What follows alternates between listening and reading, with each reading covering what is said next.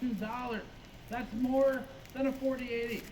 That's insane. So NVIDIA says this is an RTX 5070 Ti, but it's really more like an RTX 4080 V3, or V4, if you count the unlaunched 4080 12GB, which is the 4070 Ti. The TLDW up front is that the 5080 is about 12 to 16% better than this in some of the 4K game scenarios we tested. The 5070 Ti is about 28 to 35% ahead at best of the 4070 Ti, again, those 4K scenarios, but it goes down into the 20% to 28% range when you're at 1440p. Additionally, the lead over the 3070 Ti Super, which is really the one that's easy to lose track of, but it's important because it's the closest sort of price analog from the most recent generation.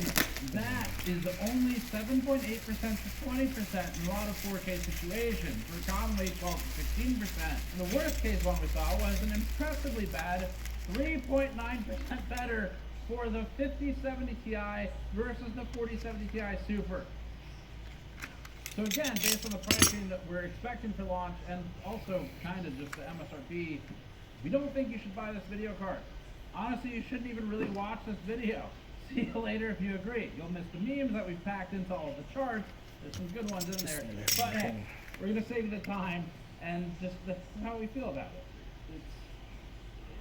This is really just not exciting. And part of the problem here is that NVIDIA, while it has become fat and monopolistic, is facing a competitor that has decided it just literally won't even compete in the high end. That's as much as AMD said. And Intel's not there yet. So it's just NVIDIA. And it's so much NVIDIA that the 5080 card to the 4070 card is a difference that has now been subdivided several times. Like the 4080 and the 4070 Ti, which was a 4080 12GB originally, already subdivided it. Likewise, the 4080 Super created another subdivision. The 4070 Ti Super created yet another subdivision, and now the 5070 Ti creates a further subdivision. There are so many subdivisions in this block that it'll have an HOA by next week. I'll be here all night. In one of our tests, we saw an average gap between cards in this upper end of 6.7 to 8 FPS card to card, depending on which cards you want to count. What this really means is that the only relevant factor is price, except maybe VRAM in a few places where it diverges, which is becoming fewer. That'll matter more for professional users. But even VRAM has mostly been split into the sort of 90 class and then everyone up. The 5070 Ti is often the same performance as the 4080, which is the same performance as the 4080 Super. It is hardly an improvement over the 4070 Ti Super, which is close to the same MSRP, and this aligns with what has appeared to be NVIDIA's launch strategy of just flooding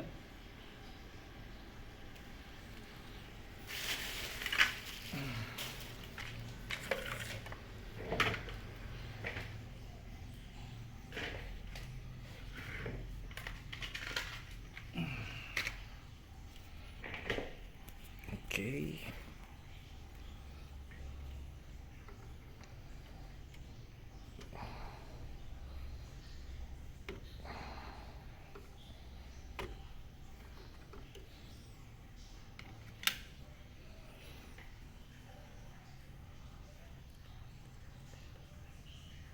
Sama ya.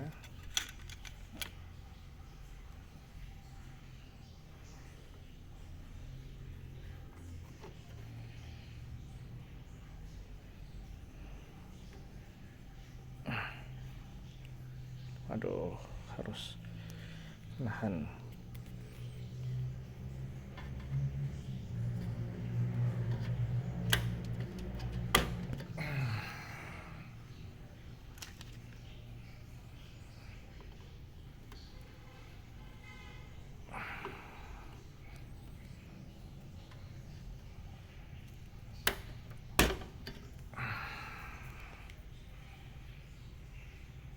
Sudah. Loh, kok stikernya kebalik?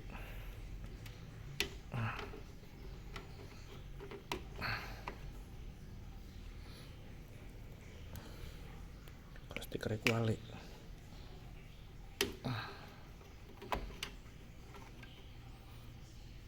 Yalah, sensornya nempel ke stiker kebalik. Makanya kok beda notch.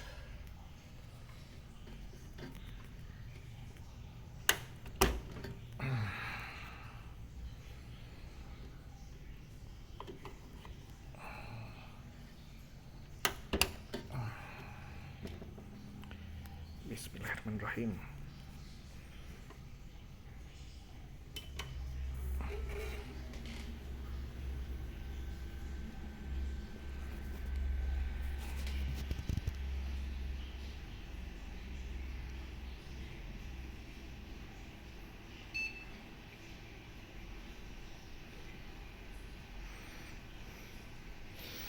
Oke. Pluk.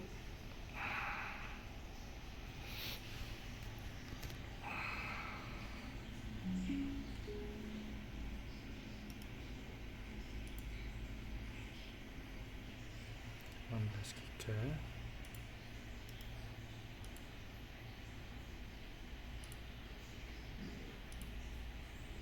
Dua dari 4 1600. Oke.